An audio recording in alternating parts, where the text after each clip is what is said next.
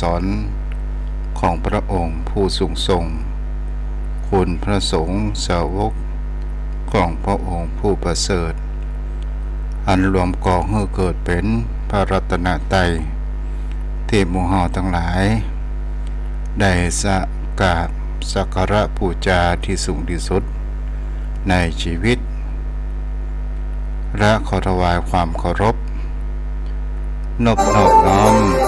ไหว้สามายังครูบาอาจารย์พระเถรานุเถระพระภิกษุสงฆ์สามเณร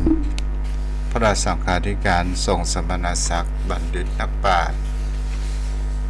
ท่านผู้มีความรู้ทุกรูปทุกตนทุกองค์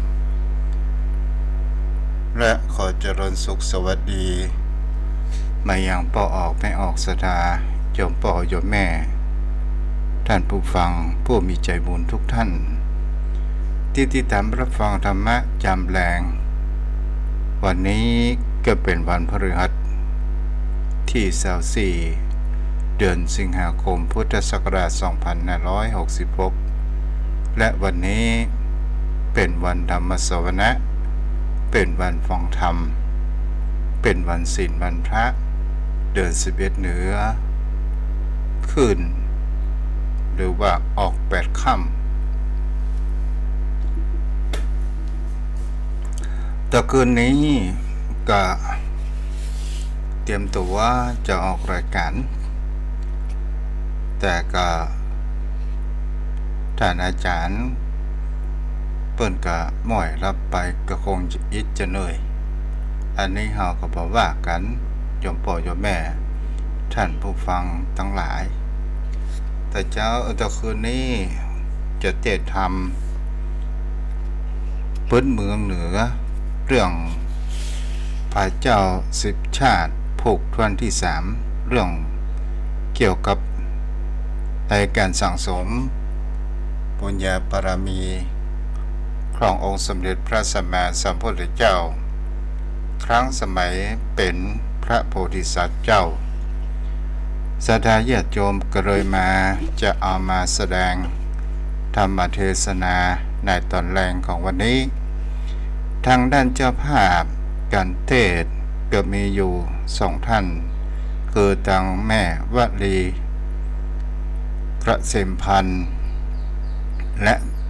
ปอกคำเขียวงามตลอดจนถึงโยมพ่อโยมแม่ท่านผู้ฟังที่อยู่อย่างบ้านอย่างจองบัดไล่ไปวัดไปวาเพราะว่าอุปสรรคแข้งขามีปัญหาหรือว่าบ่สามารถไปได้แล้วเมาเลี้ยงลูกเลี้ยงหลาน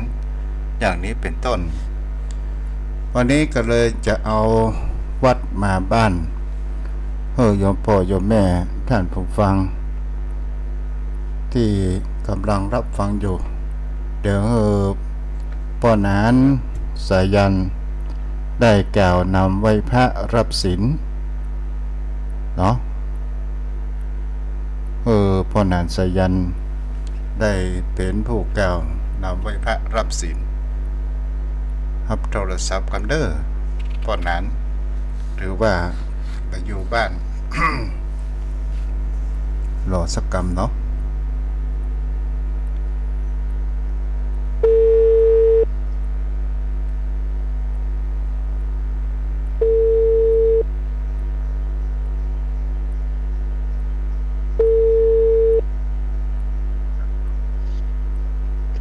เจริญพรพ่อหนาน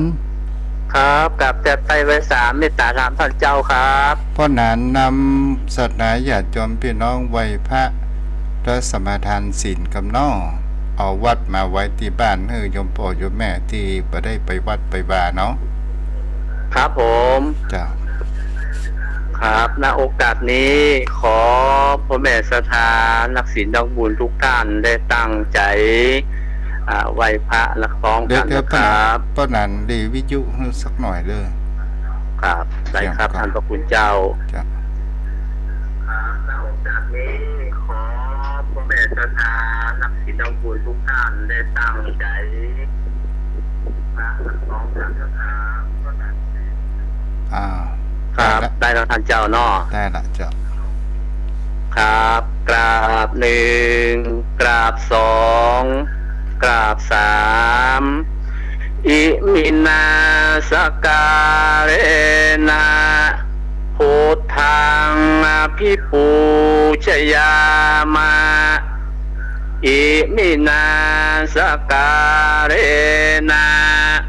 ธัมมังอภิปูชยามะอิมินาสการนะสังฆังอภิปูชยามะอะระหังสัมมาสัมพุทโธภควาพุทธังภควันตังอภิวาเทมิกราบสวาคาโตภคะวันตาธัมโมธัมมังนัมมัสสามิกราบสุปฏิปันโนภคะวะโตสาวกสังโฆสังฆังนะมามิกราบหันธรรมยังพุทธสาภควะโตบุพพาคณมะกรังกโรมาเสนะโมตัสสะภะคะวะโตอะระหะโตสัมมาสัมพุทธัสสะนะโมตัสสะภะคะวะโตอะระหะโตสัมมาสัมพุทธัสสะนะโมตัสสะภะคะวะโตอะระหะโตสัมมาสัมพุทธัสสะลำดับต่อไปขอทุกท่านได้ตั้งใจสมทานเบญจศีลโดยพร้อมกันมะยังพันเตวิสุงวิสุงรักขันธายาติสารเนนะสังอาปัญจศีลานิยาจามะทุติยัมปิมายังพันเตวิสุงวิสุงรักขันธายาติสารเนนะสังอาปัญจศีลานิยาจามะตติยัมปิมายังพันเตวิสุงวิสุงรักขันธายาติสารเนนะสังอาปัญจศีลานิยาจามะนะโมตัสสะภะคะวะโตอะระหะโตสัมมาสัมพุทธัสสะนะโมตัสสะภะคะวะโตอะระหะโตสัมมาสัมพุทธัสสะนะโมตัสสะภะคะวะโตอะระหะโตสัมมาสัมพุทธัสสะนะโมตัสสะภะคะวะโตอะระหะโตสัมมาสัมพุทธัสสะนะโมตัสสะภะคะวะโตอะระหะโตสัมมาสัมพุทธัสสะนะโมตัสสะภะคะวะโตอะระหะโตสัมมาสัมพุทธัสสะพุทธังสรณังคัจฉามิพุทธังสรณังคัจฉามิธัมมังสรณังคัจฉามิธัมมังสรณังคัจฉามิสังฆังสรณังคัจฉามิสังฆังสรณังคัจฉามิทุติยัมปิพุทธังสรณังคัจฉามิทุติยัมปิพุทธังสรณังคัจฉามิทุติยัมปิธัมมังสรณังคัจฉามิทุติยัมปิธัมมังสรณังคัจฉามิทุติยัมปิสังฆังสรณังคัจฉามิทุติยัมปิสังฆังสรณังคัจฉามิตติยัมปิพุทธังสรณังคัจฉามิต ตติยัมปิพุทธังสรณังคัจฉามิ ตติยัมปิธัมมังสรณังกัจฉามิ ตติยัมปิธัมมังสรณังคัจฉามิ ตติยัมปิสังฆังสรณังกัจฉามิ ตติยัมปิสังฆังสรณังคัจฉามิ ติสรณะขมะนังนิติตัง อามะพันเต ปานาติปาตาเวระมะนีสิกขาปะทังสมาธิยามิ ปานาติปาตาเว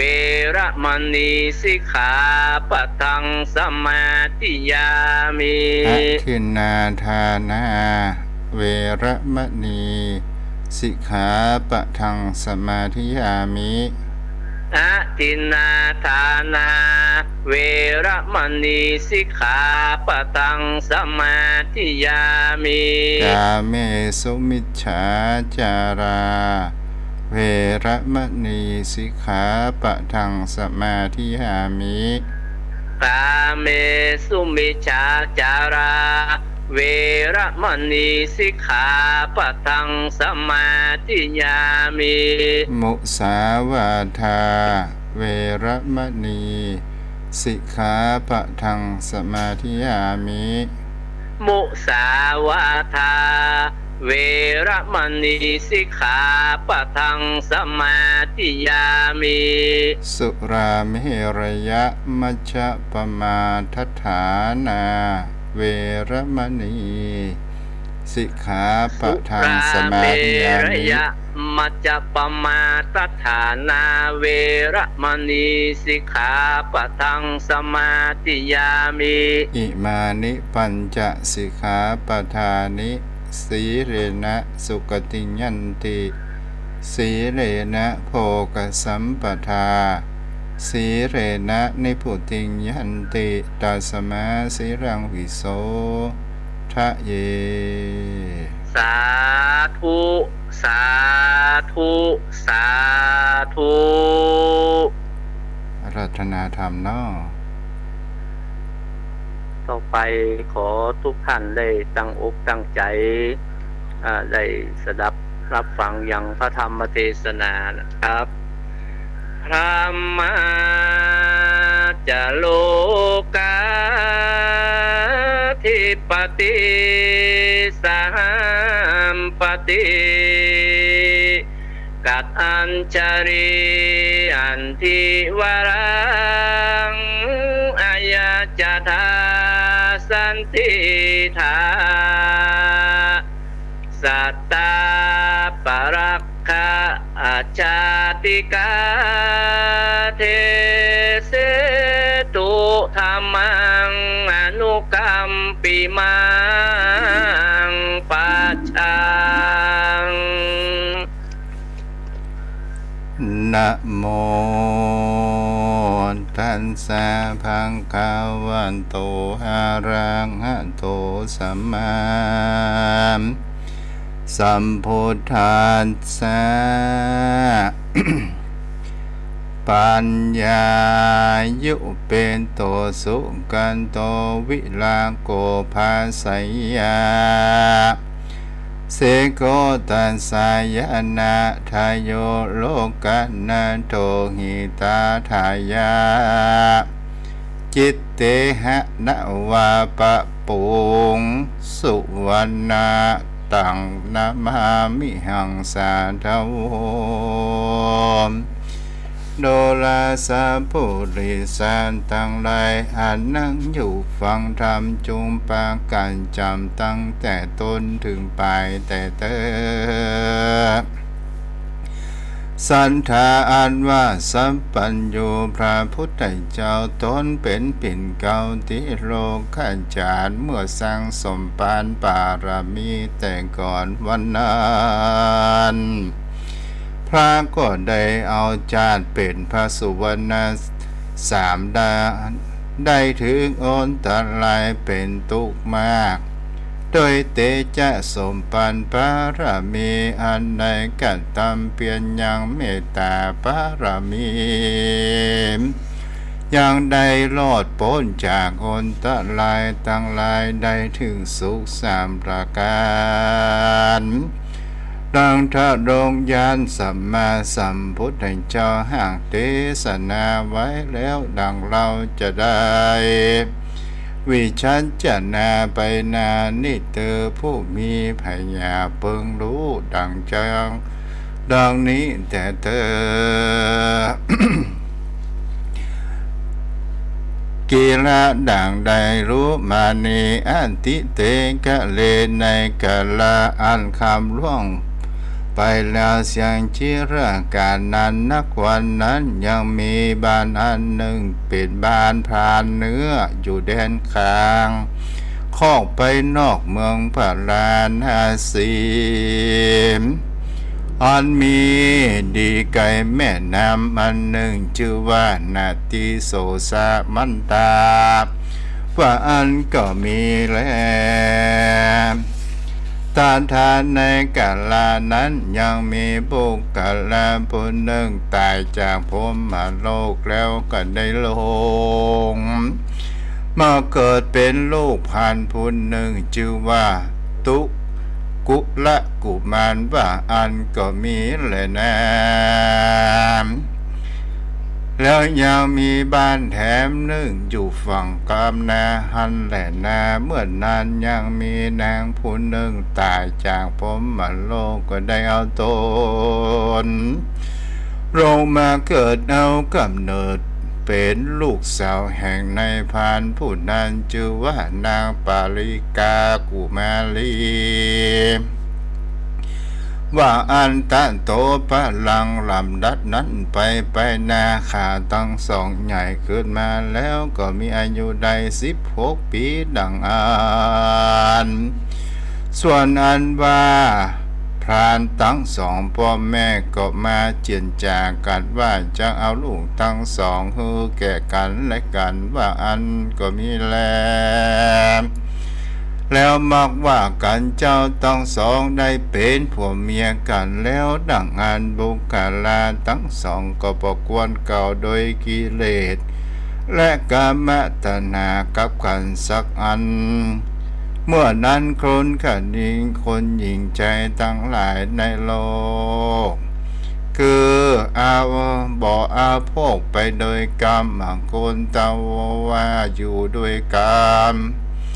อยู่ด้วยกับขันบ่ได้เป็นดั่งพรหมทั้งหลายมวลหมู่อันที่อยู่กับกันในจันฟ้าพรหมโลกปุ้นก็มีแล แถมพระการหนึ่งนั้นบุงการาทั้งสองก็บอกกระทำกรรมอันเป็นบาปคือบอกฆ่าสัตว์ตัดชีวิตเต้าผักกอบไปโดยศีลธรรมเมตตาภาวนาไปใจมีโดยเหตุว่าเป็นอารมณติแห่งตนแต่พรหมโลกลงมาเกิดนั่นแลในกาลเมื่อนั้นพ่อแม่ทั้งสองแห่งจาตุกุระกุมารก็กล่าวว่าดูแลลูกทั้งสองเฮ้ยนอนเนาสู่เท่าทั้งสองเป็นผัวเมียกันแล้วเราสั่งปกตามกรรมการตั้งหากินอย่างสักอย่างคือมีต้นว่าละเนื้อเบื่อป่าและยิงนกเป็นต้นสังบอกตาสั่งบอกการอันเป็นคารวะเงาเรือนอันใด การว่าเมื่อนานไปสู่เจ้าทั้งสองจักเอาไอสังมากินเลี้ยงกันอันจามที่นั้นตุกุระกุมารก็กล่าวว่าข้าแต่พ่อแม่ทั้งสอง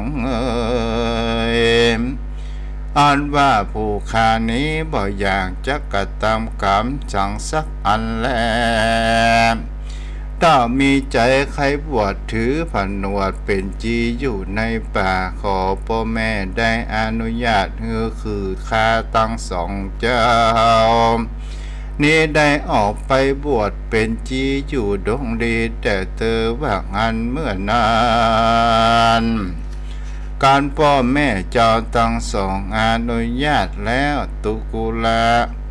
กุมารพร้อมกับต่างนางปาริกากุมารีผู้เป็นเมียก็พากันไปสู่ป่าหิมะป่าไม้หิมะปานพาโลเพื่อจักปวดเป็นราศีก็มีหันเลยนะสักโกเทวราชาหันว่าพญาอินทาอยู่บนฟ้าก็เฮอเจ้าบุญกาวิสุกรรมเทวบุตรลงมาเนรมิตแต่งแปลงไว้ยังอาสรมศาลาตองพร้อมตั้งเครื่องอัฐบริขารอันเป็นบริวารของใจจะของใจแต่แห่งนักว่าตั้งมนแล้ววิสุกรรมก็เสด็จเมื่อสู่จันทราก็มีหันแหละน้ำที่นั้นเจ้าตุกุรุกเจ้าตุกุละกับต่างนางผู้เป็นเมียก็เข้าเมื่อสู่สาราที่หันแลก็หันยังอัฏฐบริขารก็มีใจโจมจืนยืนดีก็พากันอธิษฐานถือบวชผนวดเป็นฤาษีก็มีหันเลยนะแต่นั้นไปนาฤาษีต้องสองก็ปั้มเพ่งทำเมตตาภาวนายังพรหมวิหารจู่ใจนับอันใดหลายปีได้อยู่สุขสดสดดีบอกขาดก็มีหันเลยนะสังโฆเทวราชาอันว่าพญาอินทาก็ลงมาอุปถากรักษายังเจ้าฤาษีต้องสองเป็นนิจการบอกขาดทันแลเองการเดียวว่าสังยังมีในวันหนึ่งใส่กรรมเทไทยปังหลังมาปะปังตอบแสงเฮฤาษีสองมีอันจักสอทั้งสองมีตาอันจักบอดมืดมัวบอกหันอันใดหันแลที่นั้นพระญาอินทาอยู่ฟ้าก็กวาดรู้ด้วยญาณว่าฤาษีทั้งสองนั้นกันว่าตาบอดดังอันในกาลไปนาจะบ่มีภัยมาอุปถากรักษาพอฟ้าที่นั้นตาเป็นเจ้าอินทาก็เจนจาซึ่งเจ้าฤาษีทั้งสองว่าข้าแต่เจ้าฤาษีทั้งสองเฮ้ยแต่นี้ไปนาบ่อนนั้นเท่าใดอันว่าตาแห่เจ้าทั้งสองก็จะบอกเสียบอกหันสั่งสักอันได้ว่าอ่านเจ้าทั้งสองจุงผ่าธนาเอาหูใดยังลูกใจแล้วอุปถาก็มีควรจะแลเหตุโดยมีแต่อันว่าข้าก็หากรู้ว่าเจ้าทั้งสองนี้บ่มักกัตติยายินดีในกิเลสกรรมคุณแล แต่ว่ามีแต่ในมือนางปาริกาสินีการว่าเติงยามนางประกอบอุตุมีเหลือดูเมื่อใดดังอันในกาละยามนั้นเธอเจ้ากูเอามือรูปสะดือหรือต้องน้อยแห่งนางปาริกาสินีนั่นเธอเมื่อนั้นลูกผู้ใจหนึ่งก็ห่างจากลงมาปฏิสนธิกำเนิดจะแลว่าอันเมื่อนั้นตุกุรังกุมารก็ได้ยินกรรมแห่งปัญญาอินทาอันมาไข่ขีญาบอกเหตุการณ์ดังนั้นในกาละไปนาในเมื่อนางปาริกาจินี เกิดมีอุตระหรือดูดังอันจาตุกุระกุมารก็เอามือรูปที่สะดือและท้องน้อยแห่งนางปาริกานั่นแลตานทานในกาละนั้นเล่าพาโพธิสัตว์เจ้าก็จุติจากพรหมโลกลงเอามาปฏิสนธิกำเนิดในท้องนางผู้ประเสริฐปริกาชินีการว่าได้10 เดือนปรมวันแล้วนางก็ประสูติลูกแก้วเป็นผู้ใจมีรูปงามองค์อาจราภายรำเลิศมีวันนามีผิวพรรณวันนะงามประเสริฐดังคำคามเหตุนั้นเจ้าปิตาสองพ่อแม่ก็จึงใส่ชื่อแก่แก้วแก่สหายใจว่าสวรรณะ3ว่าอันนั้นแลปะระภาเกแรกแต่นั้นไปนาพ่อแม่ทั้งสองก็เลี้ยงเจ้าสุวรรณ3โดยอันหาหัวมันและลูกใหม่เจ้าก็จำเริญใหญ่มาได้16 ปีก็มีอันแลนะเองการเดียวว่าสังมีใหญ่วันหนึ่งเจ้าทั้งสองพ่อแม่เข้าไปหายังหัวมันลูกไม้ที่ในป่าดงน้ำจำปีพ่อขึ้นมาสู่ยังที่อยู่เก่งหาก็ไปตันหลอดเตือนนั้นในขณะยามนั้นมหาเมฆาอันว่าฝนห้าใหญ่ก็ตกลงคอยดงหนามากนาง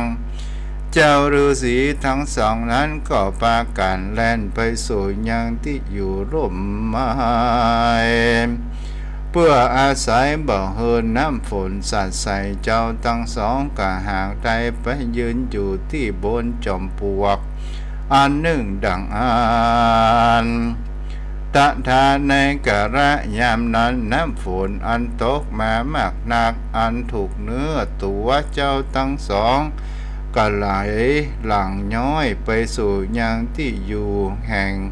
งูอาสรพิษอันอยู่ในรูปื้นจอมปลวกที่หันก็มีแลเมื่อนั้นพาอาสรพิษงูเห่าดำตัวนั้นมันก็ได้กินเหงื่อไขแห่งเจ้าฤาษีทั้งสองดังนั้นมันกล่าวคนิ่งใจว่ามโนจักมากัดตามร้ายแก่มันอันว่างูเห่าดำตัวนั้นมันก็โกธาเครียดกามากนักก็มันก็รีบออกจากรูมันมาปอจามแล้วก็ปูพิษกาเข้าใส่ยังแต่เจ้าฤาษีทั้งสองก็มีหันแหลมอันว่าเจ้าฤาษีทั้งสองนั้นก็มีตาอันมืดมัวเจ็บปวดมากนางก็ปาการร้องไห้ริร่ำไรโดยประการต่างๆนั้นและบ่อาจจะปิกป้อคืนมาสู่อาสมแห่งตนนั้นก็มีหันแลนะที่นั้นมหาสัจจสวรรณ3อันอยู่เฝ้าเกงหาก็กามะก็มาก็นิ่งใจว่าพ่อแม่เจ้าทั้งสองอันไปแสวงหาลูกไม้ในป่าตะวันปอแรง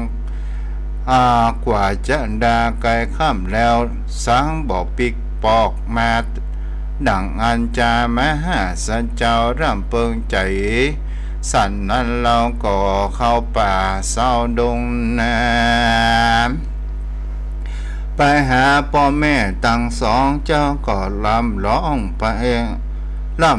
ให้ไปตามทางอยู่ใจหันแลที่นั้นเจ้าฤาษีพ่อแม่ทั้งสองได้ก็ได้ยินเสียงเจ้าสุวรรณ3หากร้องให้หาดังอันก็กล่าวว่าตาดูลาเจ้าสุวรรณ3เหยลูกลาง เจ้าอย่าได้เข้ามาในสถานที่นี้หากว่ามีอันตรายที่นั้นเจ้าสุวรรณสามเจ้าก็จะถามพ่อแม่แห่งตนว่าเป็นสันใดอันจามที่นั้นเจ้าฤาษีก็กล่าวซึ่งลูกแห่งตนให้จุได้รู้จุภาการก็มีหันแล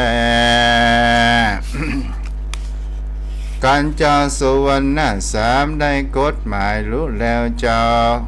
ว่าพ่อแม่เจ้าทั้งสองได้ถูกยังงูพิษเห่าดำตา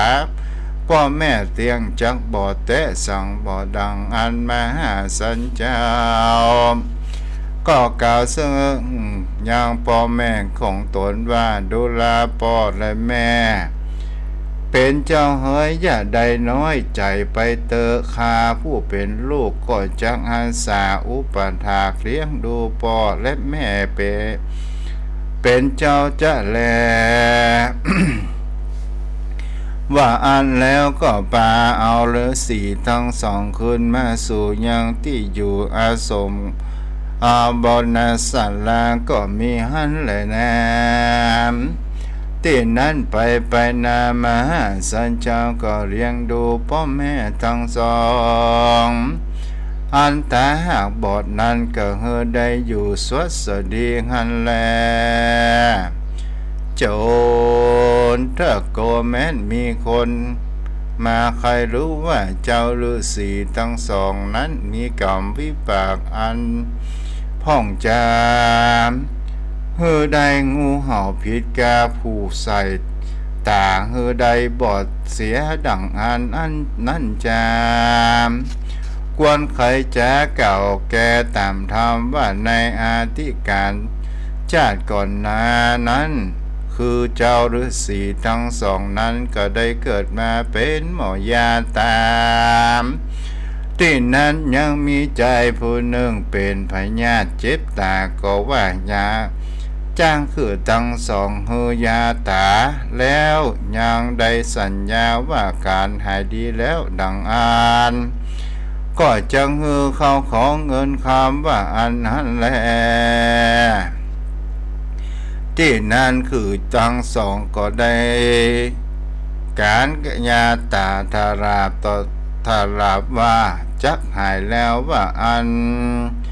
นว่าผู้ใจเป็นพญาเจ็บตาก็แล้วก็บ่ได้ฮือเข้าของสัมปติ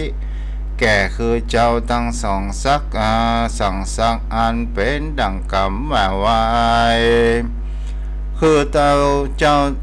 คือทั้งสองเจ้าผู้เป็นหมอยานั้นก็โกธามักนักจึงแสงเอายาพิษมาใส่ตายังใจผู้นั้นฮือได้บอดเสี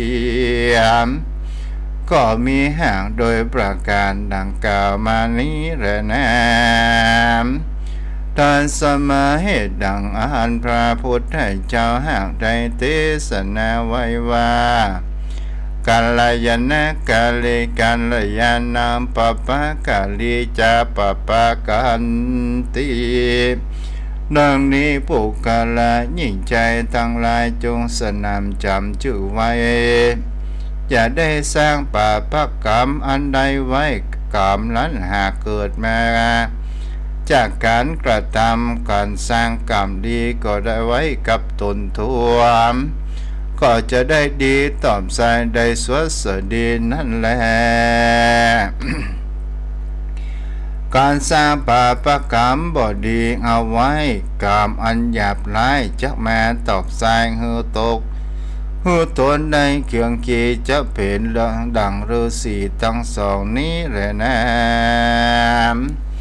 ส่วนอันว่าเจ้าสุวรรณสามนั้นใส่หากรู้คุณพิตามันดาก็เลี้ยงดูพ่อแม่ทั้งสองโดยหาลูกไม้หัวมันการตื่นเจ้ามาก็ไปสู่ป่าเจ้าก็มีเมตตาไม่ที่ต่อสัตว์นานามีตนว่าราชสีเสือโคงเสือเรืองแรดจ้างระมั่งขวางฟาน ต่างก็มาเป็นบริวารมหาสัจเจ้า ก็โดยเมตตาธรรมนั่นแหละเองกาเรียกว่าสังยังมีในวันหนึ่งมหาสัจเจ้าสุวรรณสามเข้าดงรามป่าไม้ก็เพื่อจะได้ไปตักเอาน้ำเจ้าก็เอาหายนะ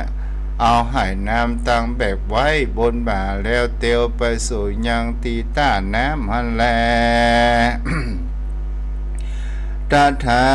ในกาลนั้นเรายังมีพญายักษ์ตนหนึ่งมีชื่อว่ากัปปิละ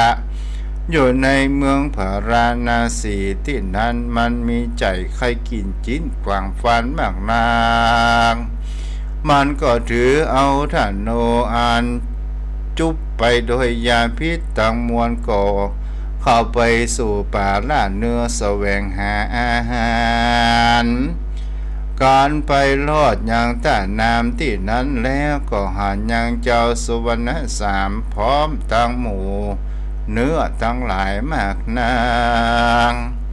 พระยายักษ์หันดังอันมันกระนิ่งใจว่ามนุษย์สาทั้งหลายปล่อยมาอยู่จอมสัตว์นี้บ่ลางว่าจะเป็นเทพไทยอันเจริญหากว่ากูจะเข้าไปจิ้มไก่มันแล้วมันก็ปล่อยจะหนีไปก่อนจะแลมการว่าพญายักษ์กะนิ่งใจสันนั้นแล้วก็วาดธนูยิงที่มาหาไปที่มาหาสัจเจ้าบัดเดียวนั่นแลโซสะโลอันว่าธนูเล่มนั้นก็ไปถูกต้องเข้าปังซ้ายมหาสัจเจ้านั่นแลที่นั้นหมู่สัตว์อันเป็นบริวารทั้งหลายก็พากันหนีเข้าป่าไม้ไปเสียงจุตนโดยจุตัวหันแลส่วนเจ้าวันส่วนเจ้าสุวรรณสามอันถูกลูกธนูเสียบขำอยู่ฝั่งซ้ายโพดลอดออกมาข้างปลายขวาดังอันเจ้าก็ตั้งสติแล้วก็เอาไหน้ำวางไว้แล้วเจ้าก็บ่มีใจกลัวตายสักอันแลที่นั้นมหาสัจเจ้าก็รวดกวาดเอาทรายมากองกันไว้แล้วเจ้าก็กฎหมายติสรนึกกึดถึงคุณพ่อคุณแม่ต้องสองแล้วก็นอนไหวนาไปหาที่พ่อแม่ตนอยู่เจ้าก็ถมน้ำลายออกมาเป็นหามาเป็นไปโดยเลือดมากนา แล้วเจ้าก็กล่าวว่าเป็นบุคคลผู้ใดมาเป็นเว้นกูว่าอันแปลเป็นเว้นแก่กูอันจะกูบอกเคยได้สั่งเว้นแก่ผู้กราผู้ใดสักเตือปล่อยว่ามายิงกูด้วยปืนธนูอันเป็นเพศผู้ที่ยิงธนูนี้จะกว่านี้ไปแล้วหรือว่าจะจูที่นี้อันจามมันผสมอันใดกับกูดังหรือจามเมื่อนั้นพญายักษ์ได้ยินคำเจ้าสุวรรณสามกล่าวสันนั้นแล้วก็กระนิ่งใจว่าบุคลาผู้นี้ลอยเป็นผู้มีบุญสมปันมากนักแม้นว่ากูยิงธนูพิษเสียบเข้าปังซ้ายรอดพดปังออกปังขวาเจ็บปวดหลายนักแกมันก็สั่งบอกโกธาอันจามมันปล่อยกล่าวคำอินดูคุณแหมากนางปุ่นดีเป็นที่รังสรรค์นินอมมากูจะเข้าไปไกลแล้วจะถามดูหูรู้ก่อนเตอว่าอ่านกันว่าพญายังกันนิ่งใจสันนี้แล้วก็เตียวความมาหายังที่มหาสัญญาแล้วก็ตันเราจะถามว่าดูแลเจ้ากู เจ้ากูบานที่อยู่มีที่ใดเป็นลูกไผ่อันจามเจ้าจุงเก่ามาให้เรารู้แต่มีแต่เติมที่นั้นเจ้าสวรรค์สามก็ใครกำงามบอกยักว่าเหล่านี้นาชื่อว่าสวรรค์สามเป็นลูกแห่งตุกุระฤาษีและปริกาจินีอันพ่อแม่ทั้งสองก็มีตาหากบอดข้าก็ได้เลี้ยงขาทั้งสองด้วยอันหาหัวมันและลูกไม้อันว่าลูกไม้ก็หาไว้อยู่อาสมบอกว่าจะกินได้ไปรอด7 วันส่วนว่าน้ำนั้นบัดนี้ก็บ่มีกินแล้วจะแลคานี้ก็หามาตักเอาน้ำไปเฮือเจ้าพ่อแม่ทั้งสองการบ่มีน้ำจะกินหลายวันดังอันพ่อแม่ทั้งสองก็จะตายไปแต่แลว่าแต่นั้นมายิงคาตั้นแต่ตั้นมายิงคานี้มีประสงค์อันใดอันเจริญด้วยนั้นพระญาอยากได้ยินคำมหาสัจเจ้ากล่าวว่าสันนานก็มากินแห่งใจมากนักอันที่ตนได้ยิงมหาสัจเจ้ากระนิ่งใจว่าก่อนเจ้านี้ตายพ่อแม่ทั้งสองอันตาบอดก็จะตายไปโดย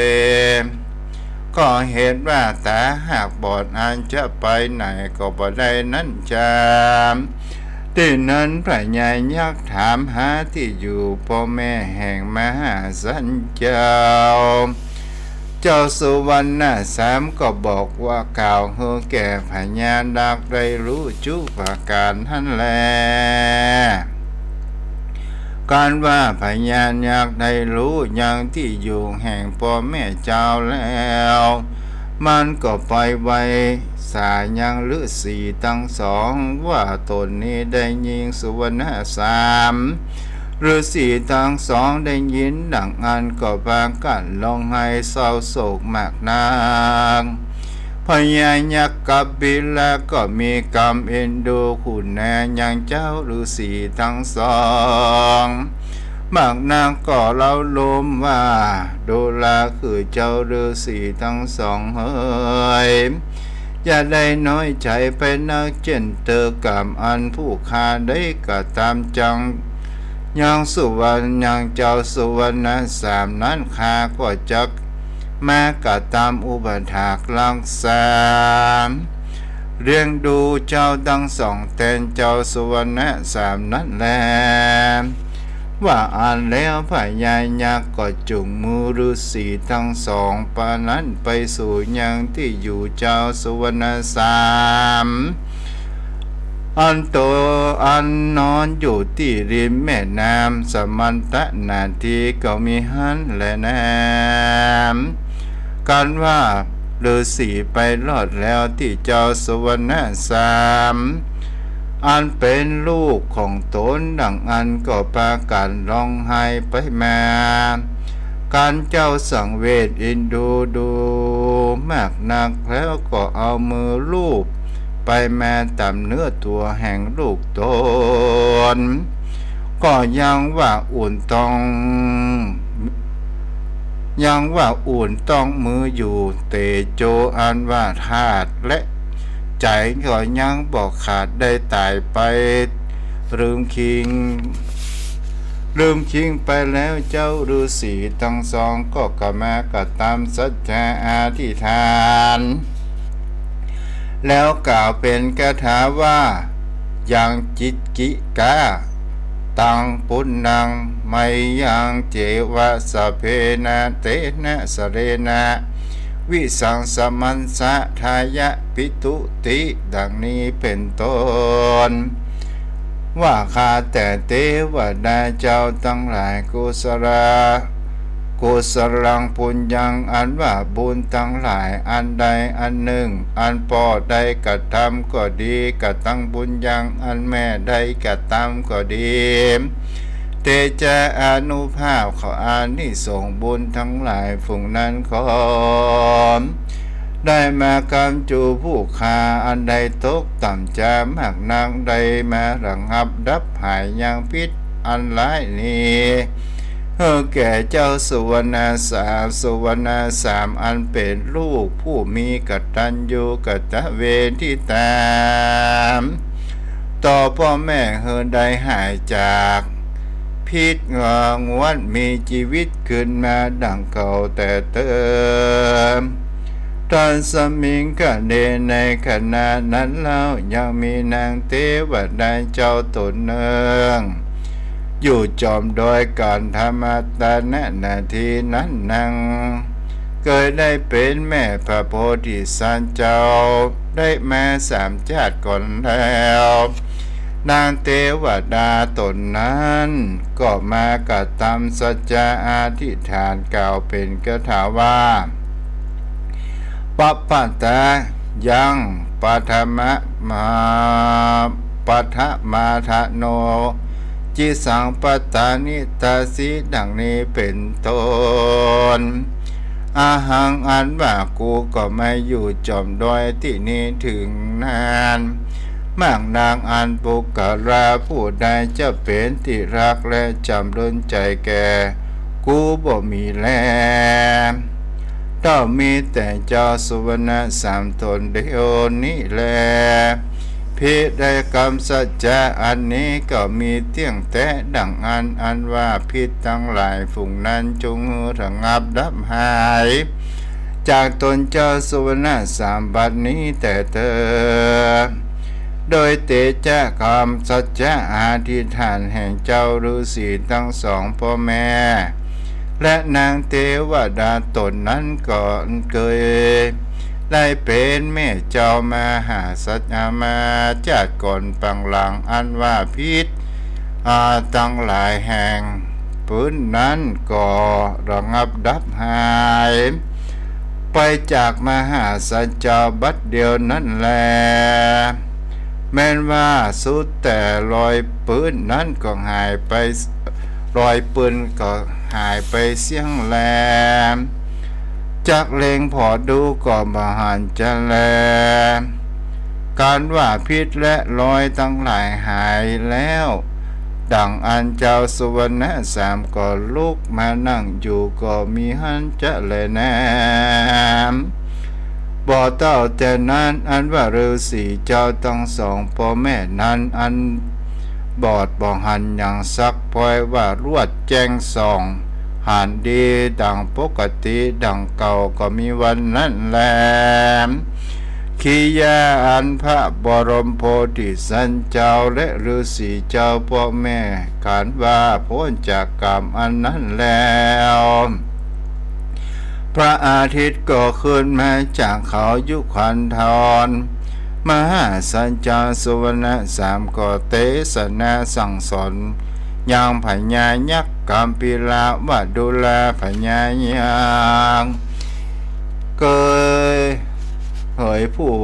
กาดังตั้งแต่นี้ไปเป็นนาเจ้าอย่าได้ฆ่าสัตว์ตัดชีวิตอันว่าสัตว์ทั้งหลายก็กลัวตายเหมือนกันจูผู้มีศีล5 รักษาการไหวยังขาผู้นั้นก็รับเอากรรมมหาสัจจาทุกประการแล้วก็อัญจุริกล่าวอำลามหาสัจเจ้าคืนสู่ยังที่อยู่แห่งตนก็มีวันนั้นแลส่วนว่าเจ้าสวรรณ3 เจ้าฤาษีทั้ง2 อันเป็นพ่อแม่แห่งตนก็พิคืนมาสู่ยังที่อยู่อาสมก็เอากันบำเพ็ญสมณธรรมลองสาศีลภาวนาไปใจก็บังเกิดได้ยังฌานสมาบัติและอภิญญาญาณอันประเสริฐนั่นแลการว่าเมียนอายุแห่งตนนั้นก็ได้ไปเกิดจันฟ้าพรหมโลกอันประเสริฐการทะมาตะวันนั้นไซ ก็หากได้ แห่งตนไปเกิดพรหมโลกก็มีวันนั้นแลที่นี้พระพุทธเจ้าก็จูมนุมยังจัตตกะอันนี้อันว่ากัมปิรายักขณะวันนั้นสายคือหากมาได้มหาอนันตถินในกาลบัดนี้แหละนาอันว่านางเทวดาอันอยู่จมข่าวการธรรมนะวันนั้นใช่คือหากมาได้นางอุบลวันนะเทรีในกาลบัดนี้แหละนาจาตุระฤาษีวันนั้นใช่คือหากมาได้พระมหากัสสปะเทนในกาลบัดนี้แหละนาส่วนอันว่านาปริกาคาฤาษีนั้นใช่ก็หากมาได้นางพัตตากัปปิระในกาลบัดนี้แลนาสุวรรณกุมาโลโลกนาทงอันว่าเจ้าสุวรรณสามนั้นใสคือหากมาได้แก่ตนกูพาตาทางกัตตะในกาลบัดนี้แลนาอันว่าจัตตกาสวรรณสามดวงประเสริฐเนบุคระหญิงใจผู้ใดมีใจใส่ศรัทธาได้แต้มได้เขียนได้เรียนได้ยินได้ฟังก็ดีได้น้อมมาถวายเป็นทานคำจุศาสนาพระพุทธเจ้าก็ดีโอตมะตานังหากเป็นยอดอันต่ำอันประเสริฐก็จะประเฮเกิดสวสดีในจัดเนรจัดนาแม้นจะอุทิศส่วนบุญกุศลนี้ไปหาผู้จิวที่ตายไปสู่โลกไปนาก็เตียนว่าจะสมฤทธิ์เนื้อสมฤทธิจุยังจุปการบยาจะและนานิติตังขียาสังวันนาวิเศษจากห้องเหตุยังสวรรณราสามอันเป็นทัศจัตทวนสามอันยออันแคบก็บังคมสมเด็จเสด็จก็ได้จบลงไปแล้วต่อไปฮับปอนเดอร์เจ้าภาพการเทศวันนี้แม่วลีกเกษมพันธ์ปอกคำเขียวดีเนาะตั้งใจฮับปอนตลอดจนถึงโยมพ่อโยมแม่ที่อยู่ทางบ้านเด้อยะถาวาริวหาปุราปาริปุเรนติสังขรังเอวะเมวะอิโตทินังเปตานังอุปกาปฏิอินจิตังปันติตังทุมหังหิปะเมวะสมิชันตุสเพปุเรนโตสังกปะจันโทปนาราโสยะถามณิโชติระโสยะถาเอวังหนตุดีแรอาจารย์ในวันนี้ก็เป็นวันดีหมายว่าเป็นวันธรรมสวนะวันศีลวันพระเดือน11เหนือออก8ค่ำบัดนี้ไม่มีแม่วรีเกษมพันธ์ป่อคำงาเขียวงามได้เป็นเจ้าภาพการเทศนาธรรมกันสุวรรณสาม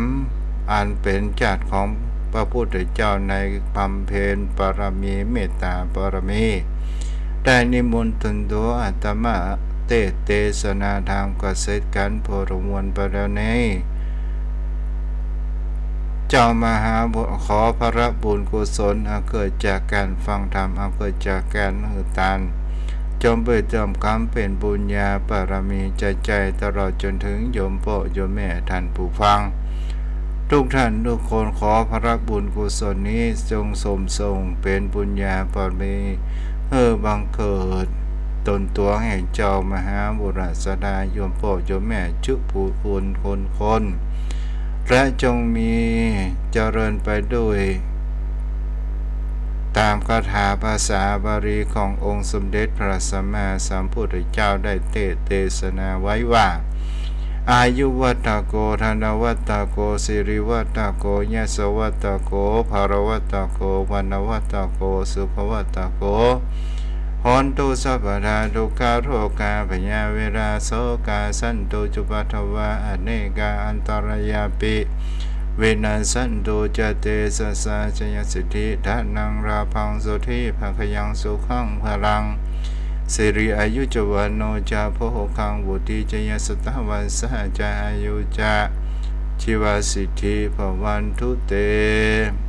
ภวะอภิวาทนาสิริสนิจังพุทธาปัจจายโนจตารโอธรรมวัฏันติอายุวันโนสุขังพลังขออนุโมทนาผู้ติดตามทางเฟซบุ๊กคุณโยมจันจรัสคุณโยมธันวาแม่ทองคำที่วงคำแล้วก็คุณโยมอรพินปุ่งใจแม่อ๋อยเนาะเจ้าพ่อเจ้าแม่ท่านผู้ฟังการเต้นท